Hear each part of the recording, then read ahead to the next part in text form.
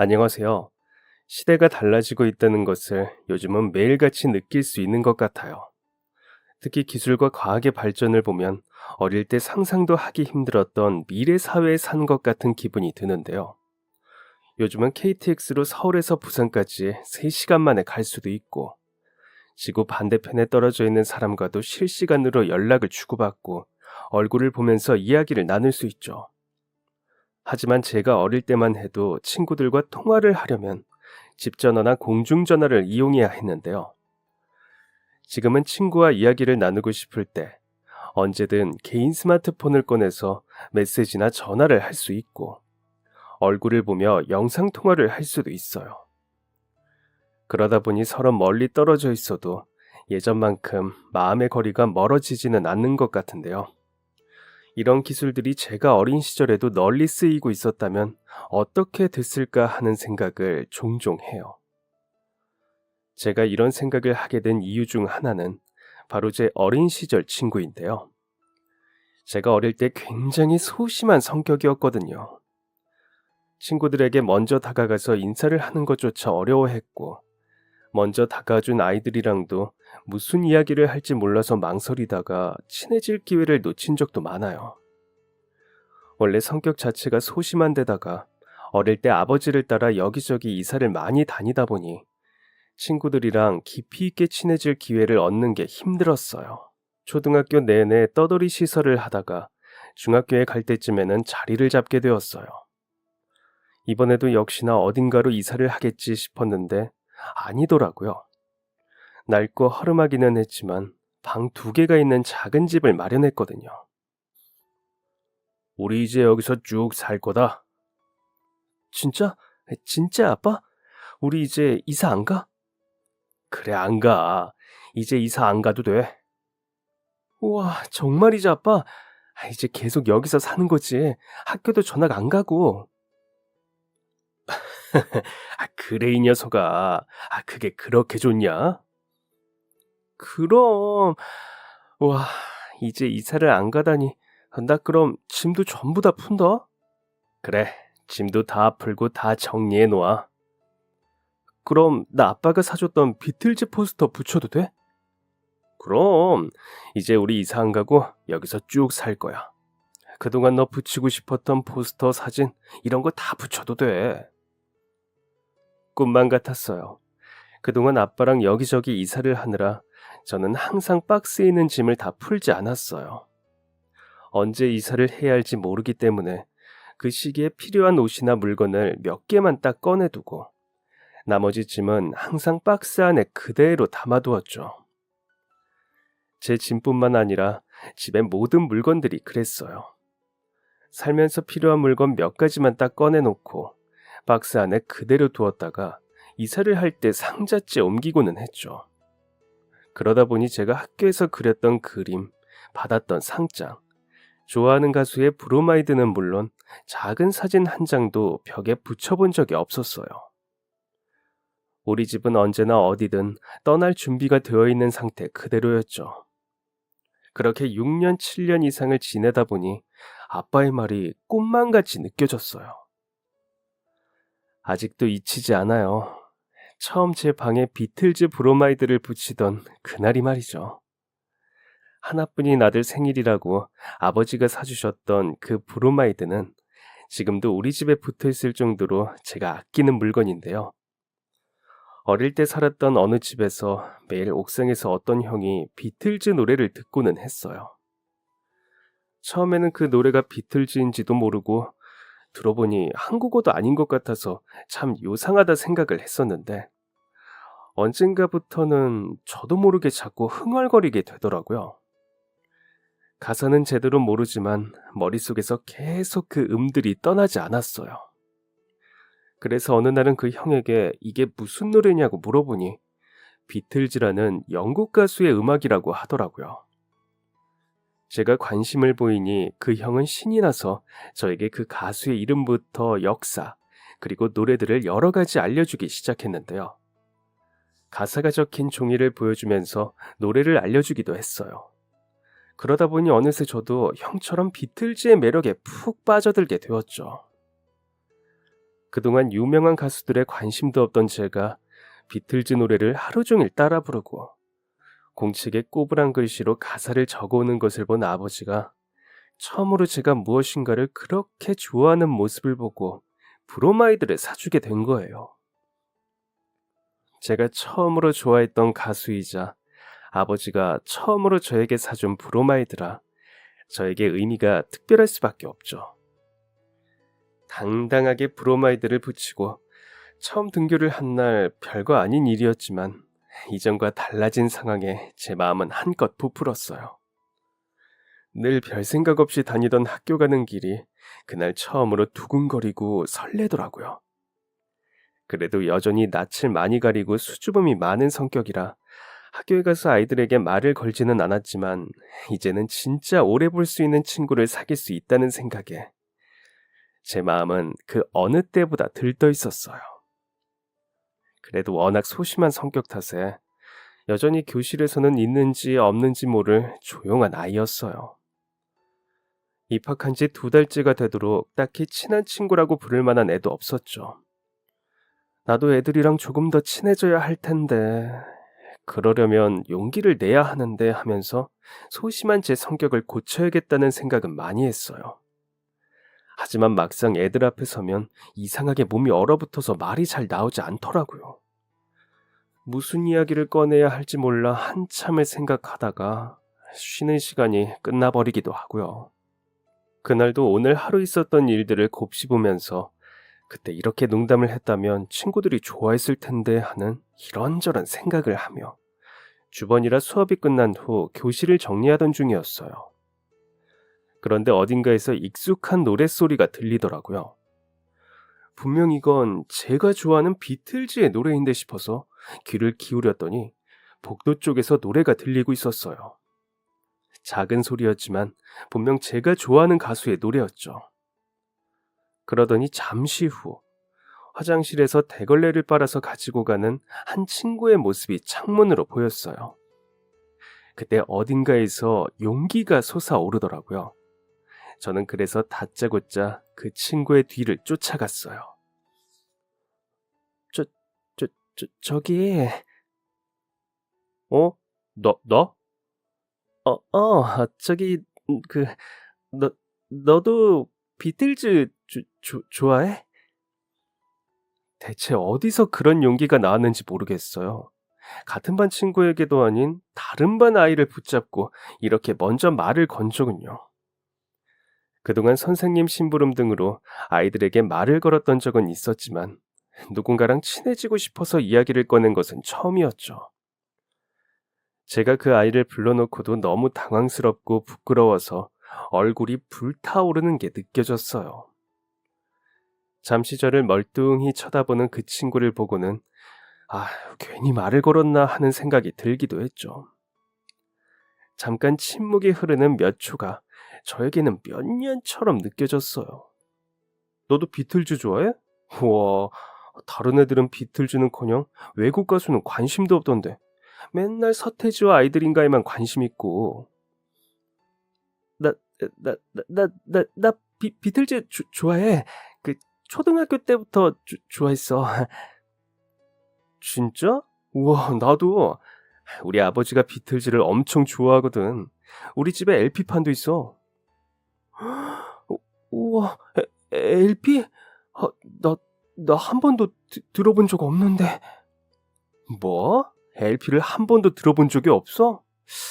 안 되겠네. 이따가 우리 집에 들으러 갈래? 너희 집에? 나 지금 청소 다 해서 옆 건물에 있는 동생만 데리고 가면 돼.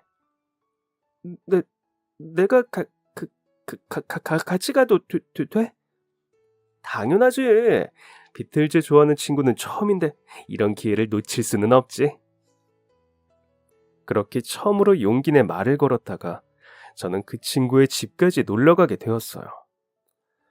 옆반 주번이었던 그 친구와 수업 정리를 다 끝내고 초등학생이었던 동생을 데리고 집으로 놀러갔죠. 집으로 놀러갔더니 할머니가 저희를 반겨주었어요. 친구랑 먹으라고 과자랑 음료수도 가져다 주시더라고요. 친구를 따라 안쪽에 있는 방에 들어갔더니 그 안에는 커다란 LP 기계가 있었어요. 한쪽 벽면에는 LP판이 잔뜩 꽂혀 있었고 음악을 좋아하는지 그 옆에는 노래 테이프들도 잔뜩 있더라고요. 우와, 그런데 이렇게 막 들어와도 아버지가 혼내시는 거 아니야? 괜찮아. 우리 아버지 이제 안 듣거든. 돌아가셔서 못 들어. 어, 어? 미안해. 아? 아니야, 괜찮아. 아버지 돌아가신 지도 벌써 몇 년 됐어. 내가 초등학생 때 어머니랑 교통사고로 갑자기 세상을 떠나셨거든. 그 뒤로 할머니가 나랑 내 동생을 돌봐주고 있어.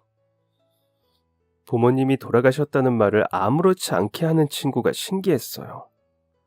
저는 어디 가서 먼저 어머니가 세상을 떠나셨다고 이야기하지 못했거든요. 그날 같이 이야기를 나눠본 친구는 저와는 굉장히 달랐어요.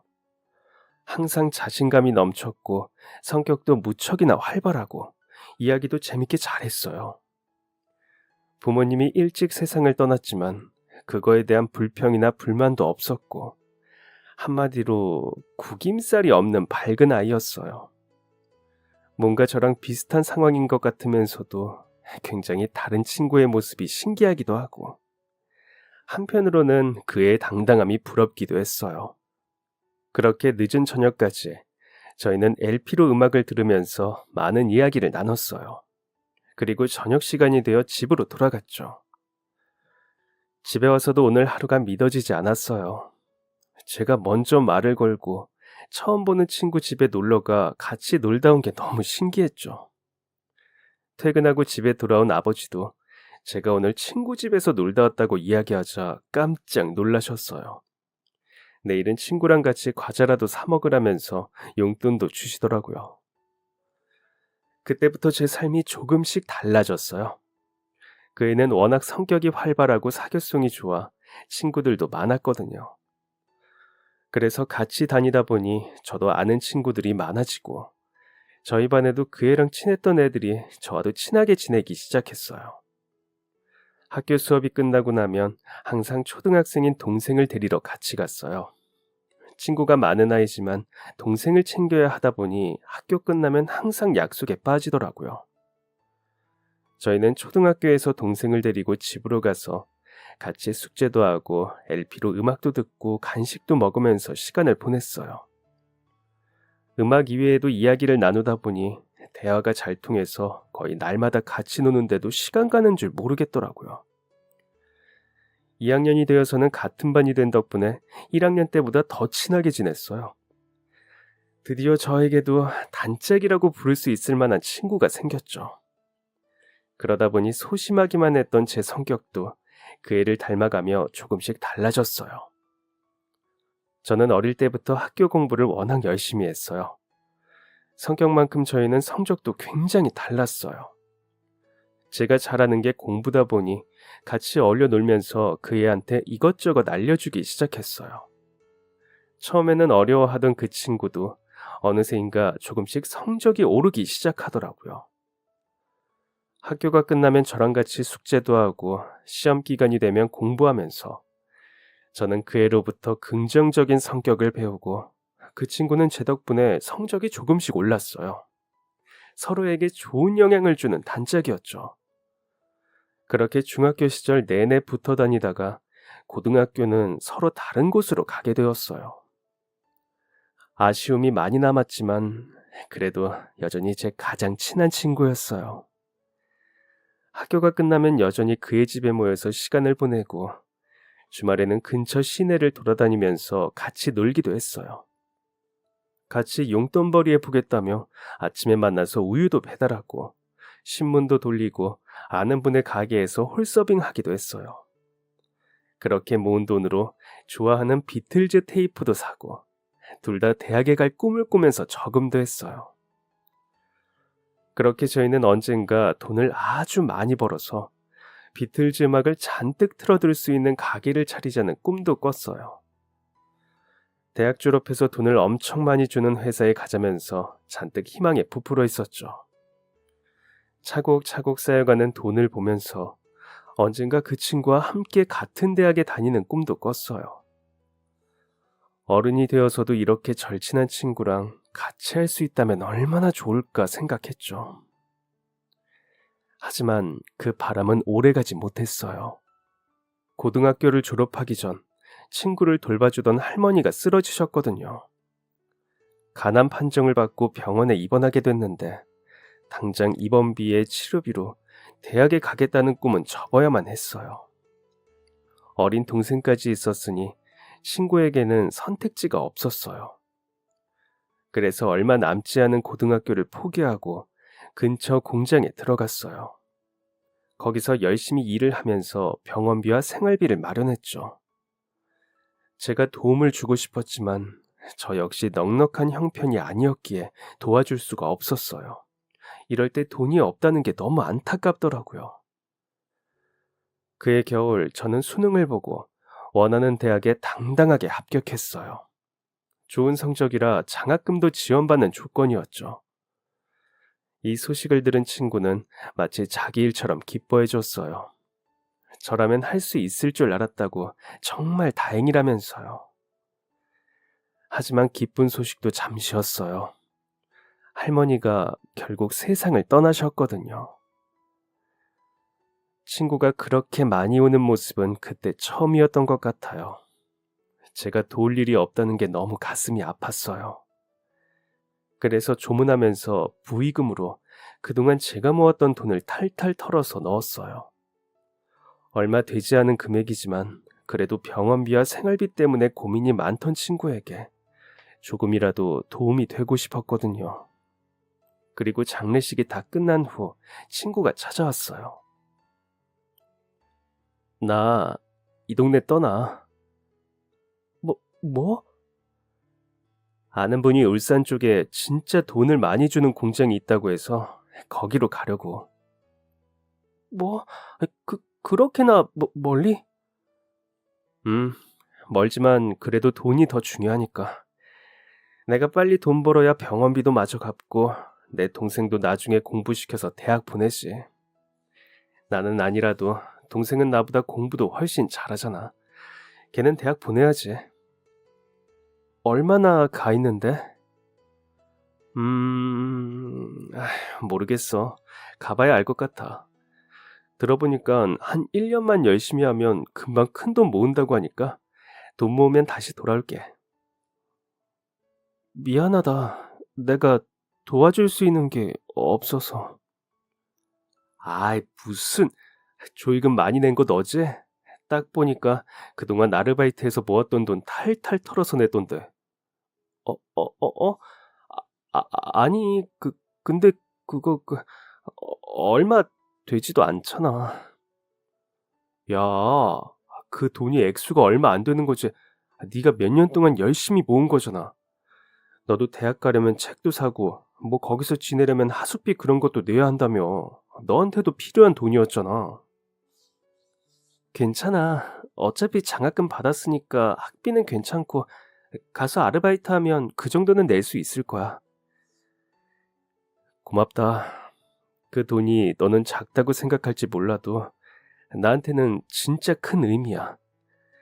너보다 훨씬 부잣집인데도 그것보다 적게 내고 간 사람들도 많거든. 돈이 아니라 마음이 중요한 거야. 정말 고맙다. 그러면서 친구는 저에게 지갑 하나를 불쑥 내밀었어요. 이게 뭐야? 이거 우리 아버지가 예전에 쓰시던 거야. 내가 지금 돈이 없어서 좋은 건 못 해주고 이제 대학생이니까 뭐 이런 지갑 하나 정도는 있어야 하지 않나 싶어서. 마음 같아서는 좋은 곳에서 새 거 사주고 싶었는데 내가 형편이 이렇다 보니까. 그래도 그거 가격도 엄청 비싼 거야. 아버지가 쓰시던 거? 이렇게 귀한 걸 나한테 줘도 돼? 너희 아버지 유품을. 괜찮아. 난 그렇게 비싼 가죽 지갑 들고 다닐 일도 없고 그거 말고도 아버지 물건은 많으니까. 그리고 그거 우리 엄마가 직접 만든 거라서 앞에 이니셜도 쓰여 있거든? 너랑 우리 아버지 이니셜이 똑같잖아. 그래서 다들 네 거인 줄 알 거야. 아, 맞아. 너희 아버지랑 나랑 이니셜이 똑같았지. 우와, 이걸 너희 어머니가 만드셨다고? 손재주가 엄청 좋으셨구나. 우리 엄마 옛날의 꿈이 디자이너였거든. 애들 키우느라 꿈은 못 이뤘지만 그래도 아버지 생신이라고 직접 가죽대여서 자르고 바느질해서 만든 거야. 명품 지갑도 아닌데 우리 아버지 맨날 그 지갑만 쓰셨어. 내가 어릴 때였는데도 아버지가 그 지갑 받고 기뻐하시던 모습이 아직도 생생하거든. 소중한 물건이니까 나한테 가장 귀한 친구한테 주고 싶었어. 고맙다. 다시 한번. 나야말로 고마워. 이렇게 귀한 물건을.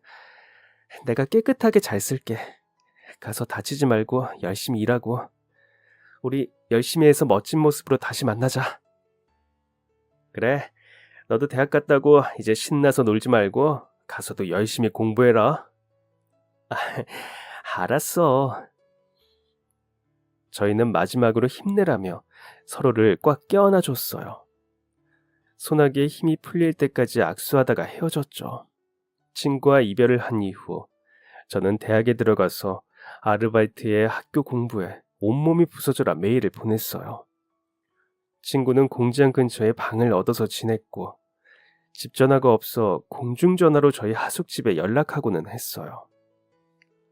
요즘은 어떻게 지내는지 서로의 안부를 물으면서 그동안 쌓인 이야기들을 나누고 대화가 끝날 때쯤 다음에는 언제 전화할지 약속을 정하고는 했죠. 저도 친구도 너무 바빠서 1년이 다 지나도록 서로 만날 기회는 없었지만 그래도 꾸준히 서로의 소식을 물으면서 이야기를 나눌 수 있었어요. 그렇게 전화로 안부만 물은 지 어느새 1년이 넘어가며 친구는 그동안 열심히 일한 덕분에 병원비도 모두 낼 수 있었고 다시 돈도 조금씩 모으고 있다고 했어요. 열심히 사는 친구의 이야기를 들으면서 뿌듯하기도 하고 나도 더 열심히 해야겠다고 생각했어요.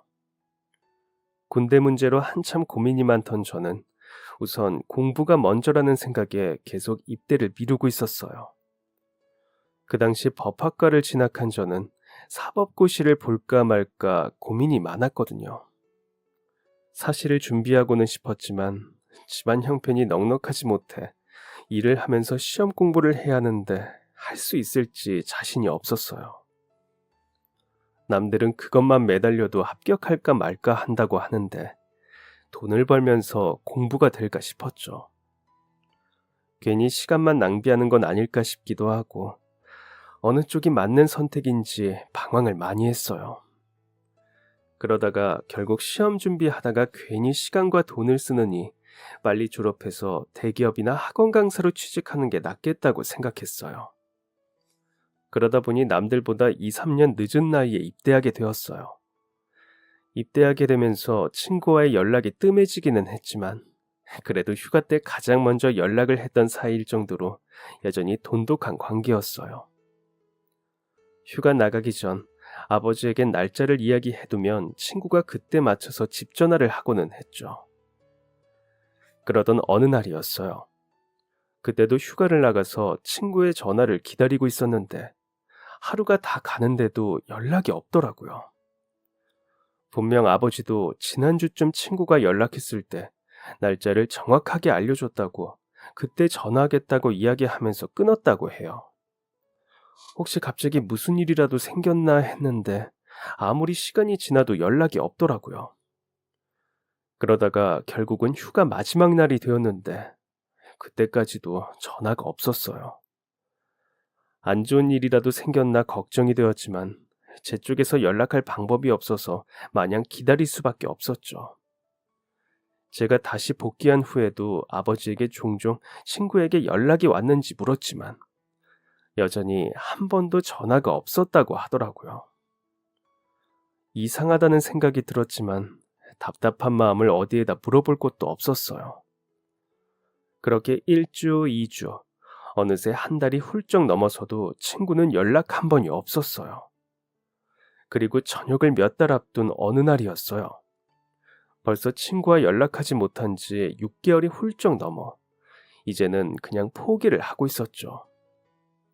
저녁 전 마지막 휴가를 나왔고 저는 집에서 아버지와 시간을 보내고 있었어요. 그런데 문득 아버지가 갑자기 그런 이야기를 하시더라고요. 졸업하면 이제 뭐 그 사법시험인가 뭔가 그거 보냐? 사법시험? 그래. 그 법대 나오면 다 그거 보는 거 아니야? 아, 다는 아니고 많이들 준비하지. 다들 변호사 판검사가 꿈이니까. 음, 너도 그거 준비할 거야? 글쎄. 나는 그냥 졸업하면 바로 취업하려고.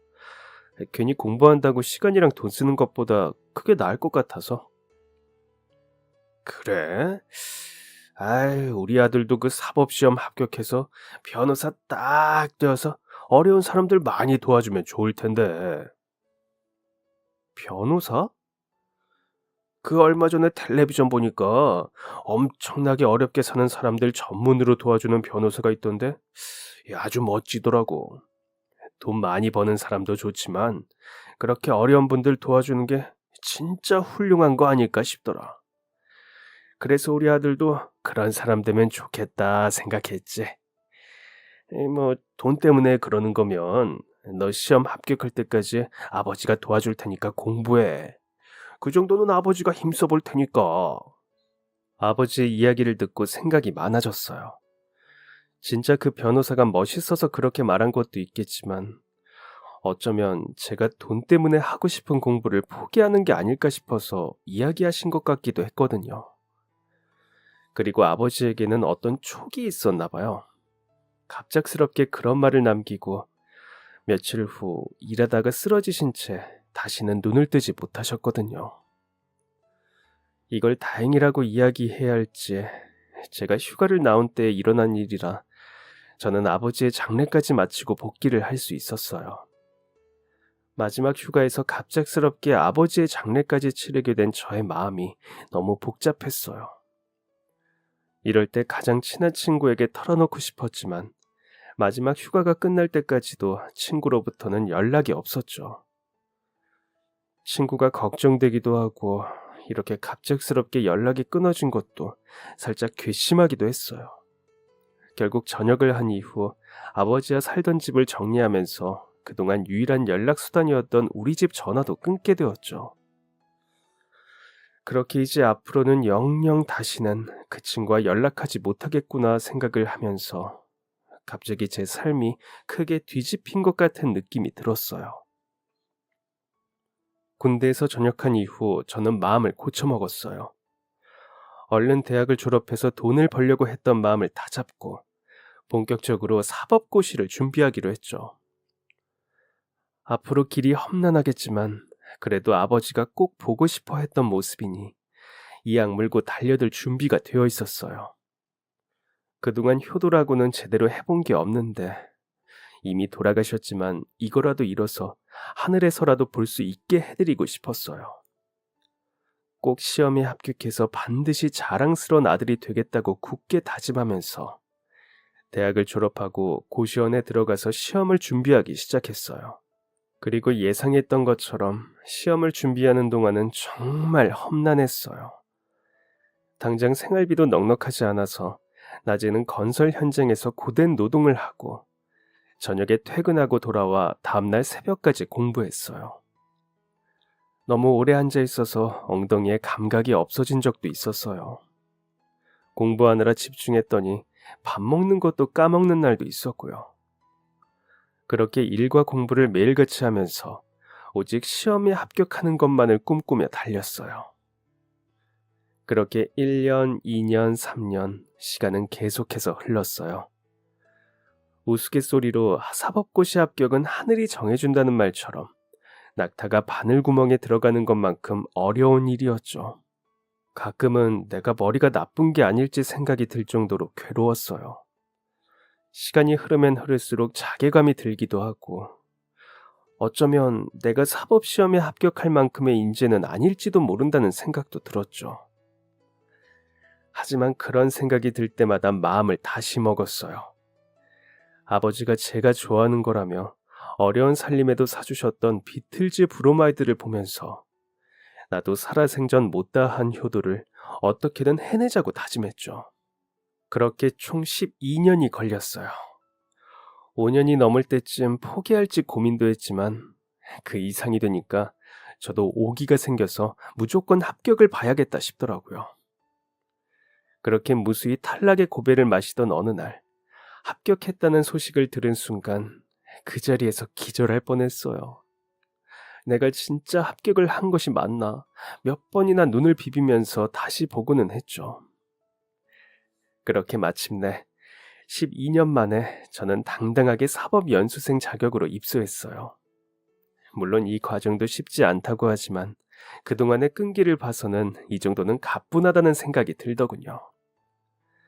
그렇게 연수 생활을 하던 어느 날 같은 동기 한 명이 저를 부르더라고요. 형 여자친구 없지? 어? 나 아는 사람 중에 30대인데 아직 결혼 안 한 사람이 있다고. 연수생 중에 혹시 나이 비슷한 사람 없냐고 물어보더라고. 근데 다른 형은 이미 결혼했다고 하고 내가 듣기로 지난번에 형은 만나는 사람 없다고 했던 것 같아서. 만나는 사람은 없지. 나한테 그분 소개해 주려고? 어, 임용 합격해서 지금 교사로 일하고 있는데 얼굴도 귀엽고 예쁘다고 하더라고. 어때? 근데 그분이 나를 마음에 들어 할까? 형이 어디가 어때서 키도 크고 뭐 얼굴도 그 정도면 괜찮지. 그럼 된다고 한다. 얼떨결에 여자분을 소개받는 약속이 생겨버렸어요. 대학 입학하고 초반에 연애를 몇 번 하기는 했지만 고시 준비하면서 그동안 여자친구는커녕 데이트도 해본 적이 없었기에 심장이 터질 것만 같더라고요. 연애를 안 한 지도 10년이 넘었으니 그럴만도 했죠. 거절할까 했는데 그 친구가 자기가 좋은 사람 소개시켜주기로 약속했다면서 꼭 나가달라고 부탁하기에 어쩔 수가 없었어요. 그렇게 30대 후반 노총각으로 나이 들고 있던 저는 갑자기 연애할 기회가 생겼어요. 부담 갖지 말자고 몇 번이나 스스로 다짐했는데도 심장이 떨리더라고요. 강남의 한 파스타집에서 처음 만났어요. 자리에 앉아 있는데 저 멀리서 단발머리에 귀여운 얼굴의 한 여자분이 걸어오더라고요. 30대라고는 하지만 20대처럼 앳되어 보이는 얼굴이었어요. 이런 자리는 처음이라 저는 너무 떨려서 인사도 겨우 했어요. 잔뜩 긴장한 탓에 제가 무슨 말을 하고 있는지도 모르겠더라고요. 다행히 그분은 아이들을 가르치는 사람이라 그런지 이런 제 어리숙한 모습도 웃으면서 받아주셨어요. 웃는 모습이 참 예뻤고 이야기를 나누는 것도 재밌었어요. 5살 차이가 나기는 했지만 대화가 꽤 잘 통하더라고요. 밥도 다 먹었는데 나가서 커피라도 한잔 할까요? 혹시 나만 재밌으면 어떡하나 고민하고 있었는데 너무나 다행히도 여자분이 먼저 이 차를 가자는 이야기를 해주었어요. 저는 기쁜 마음에 밥은 제가 사겠다고 신이 나서 카운터로 향했어요. 그런데 계산하려고 지갑을 꺼낸 순간 갑자기 여자분의 얼굴이 확 굳어지더라고요. 순간 제 지갑이 너무 오래되어서 그런가 싶어서 아차 싶은 생각이 들었어요.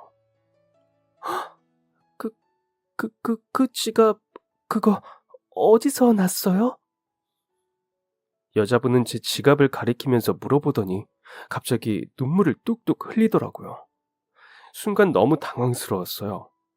저는 지갑만 꺼냈을 뿐인데 선자리에 나온 여자분이 울었으니까요.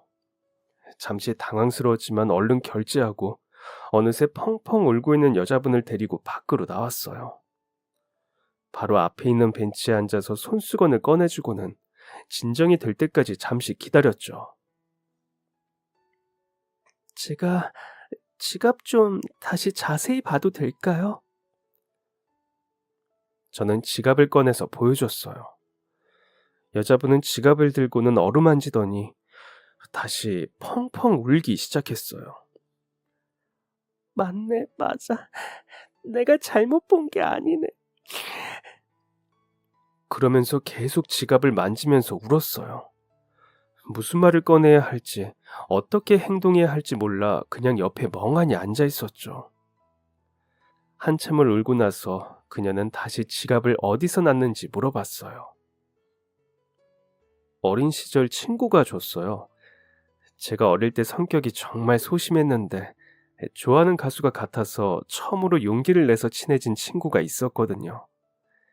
그때도 엄청나게 긴장하면서 말을 걸었는데 이야기를 나눈 그날 바로 자기 집에 데려가서 아버지가 듣던 LP를 들려줬어요. 그 후로 계속 제일 친한 친구였는데 아, 군대 가서 어느 날 연락이 또 끊겼어요. 아, 나쁜 놈. 갑자기 연락을 안 하더라고요. 그래서 저희 아버지 돌아가신 것도 말 못 해주고 그 친구가 멀리 돈 벌러 갈 때 자기 아버지가 쓰던 지갑이라고 줬던 거예요. 저랑 자기 아버지 이니셜이 똑같다면서요. 갑자기 연락이 끊어진 것을 생각하면 야속하기도 한데 한편으로는 그럴 친구가 아니라서 분명 사정이 있지 않을까 생각이 들어서 엄청나게 오래된 지갑인데도 버리지를 못하겠더라고요. 만약 친구에게 어떤 사정이 있던 거라면 그래도 어디에선가 부디 잘 살았으면 고생이 많았던 친구라서 부디 행복했으면 하는 마음으로 계속 쓰게 됐네요. 그 지갑 저희 아버지 거예요. 네? 네? 지갑에 이니셜 쓰여 있죠?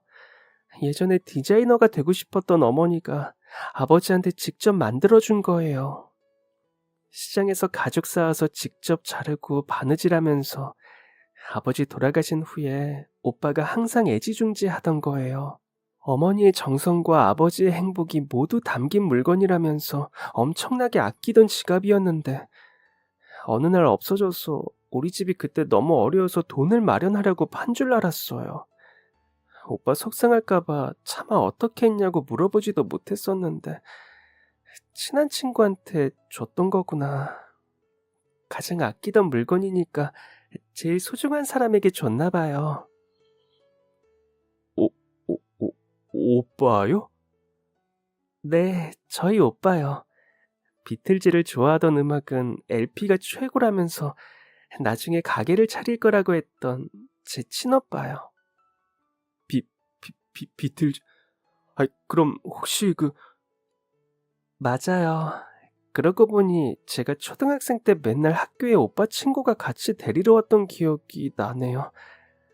그때 그 친구가 당신이었군요. 와, 전혀 몰랐어요. 하도 오래전이고 어릴 때 모습이랑 많이 달라져서. 맞아요. 어릴 때 제가 밖에서 노는 걸 워낙 좋아해서 피부가 엄청 까맸죠. 할머니가 항상 맛있는 걸 많이 해주셔서 통통했기에 못 알아볼 수 있어요. 저도 어릴 때 사진 보면 지금이랑 매우 다르다 싶거든요. 그랬구나. 그러면 혹시 오빠는 지금? 우리 오빠 보러 가실래요? 그러더니 그녀는 저를 끌고 지하철을 타고는 자기 집으로 가더라고요. 한 아파트 앞에 도착했는데 그때까지도 이게 현실인가 믿어지지 않았어요. 10년 넘게 연락이 끊긴 친구를 만난다고 생각하니 심장이 금방이라도 터질 것 같았어요. 오랜 세월 너무 많이 그립고 생각했던 친구라 만나면 어떻게 해야 할지 모르겠더라고요. 문을 열고 들어가니 안쪽에서 익숙하면서도 낯선 목소리가 들렸어요. 왔어? 늦을 것 같다더니 선은 잘... 너는... 방 안에서는 팔과 다리에 커다란 흉터가 생긴 친구가 걸어 나왔어요. 상상도 못했던 친구의 모습에 저는 어떻게 반응해야 할지 모르겠더라고요. 그 친구도 저를 보고 너무 놀랐는지 그 자리에 그대로 멈춰 서 있었어요. 짠, 깜짝 선물을 가져왔지. 어때? 오빠가 맨날 이야기하던 그 친구 맞지? 정적이 흐르던 저희 둘 사이에 그녀가 일부러 더 밝게 이야기하더라고요. 친구는 잠시 고개를 떨구더니 달려와서 저를 꼭 안아주었어요. 얼굴을 보지 않았지만 어깨가 들썩이면서 울고 있다는 게 느껴지더라고요. 저도 아주 오랜만에 친구를 껴안으면서 같이 울었어요. 아무 말도 하지 않고 울고만 있었지만 저희는 그동안 서로를 얼마나 그리워했는지, 보고 싶었는지, 그리고 친구가 저에게 미안해하고 있다는 것을 느낄 수 있었어요. 그렇게 현관 앞에서 한참을 울던 저희 세 사람은 겨우 거실로 들어왔어요. 마음을 가라앉히고 자리에 앉아서 그동안 밀린 이야기를 시작했죠. 그동안 오빠는 큰 수술을 했어요. 제가 막 20살이 되었을 때 교대 합격했다고 축하해주겠다면서 케이크를 사러 갔는데 퇴근하고 케이크를 사오면서 교통사고를 크게 당했어요. 병원에 바로 옮겨졌는데 상황이 진짜 심각했죠. 겨우 수술을 마치고 회복을 지켜보는데 깨어나지를 못했어요. 다행히 뇌사는 면했다고 하는데 그 후로 일주일이 넘게 깨어나지 못했고 결국 식물인간이 된 채 기약 없이 잠이 들었어요. 아직 숨은 쉬니까 살아있는 거다. 그러니까 언젠가 깨어날 거다. 시간이 지날수록 희망이 작아지기는 했지만 그래도 포기할 수는 없었어요. 저한테 남은 유일한 가족이었으니까. 그래서 대학 다니면서 아르바이트하고 오빠 병간호까지 정말 정신없는 20대를 보냈어요. 그러다 보니까 연애는 무슨 결혼도 못하고 30대가 되어버렸죠. 그렇게 3년을 누워 있었어요.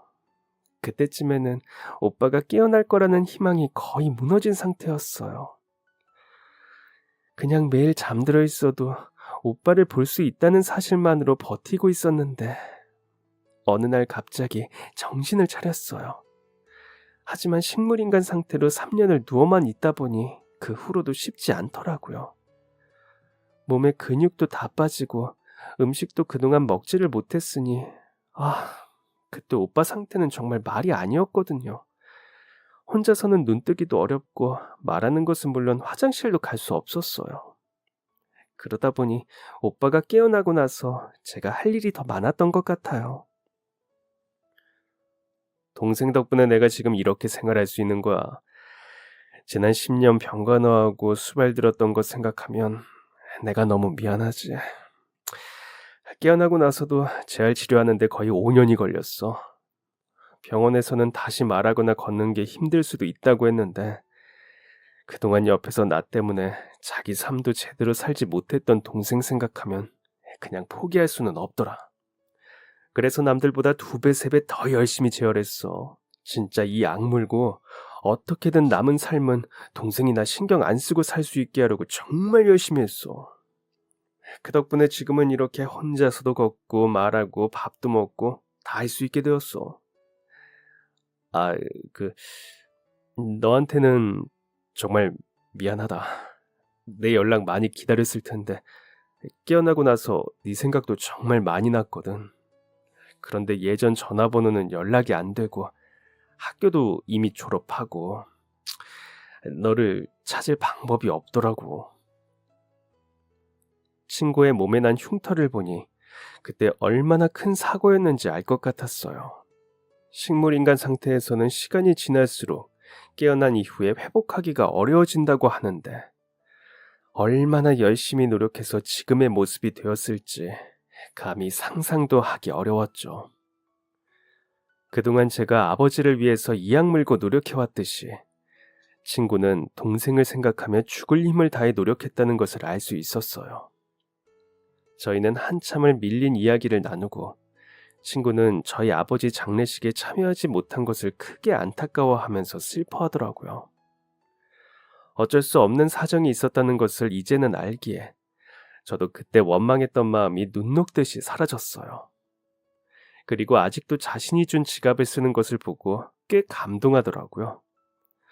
명품도 아닌 지갑을 오랜 시간 아끼면서 사용해줘서 정말 고맙다고.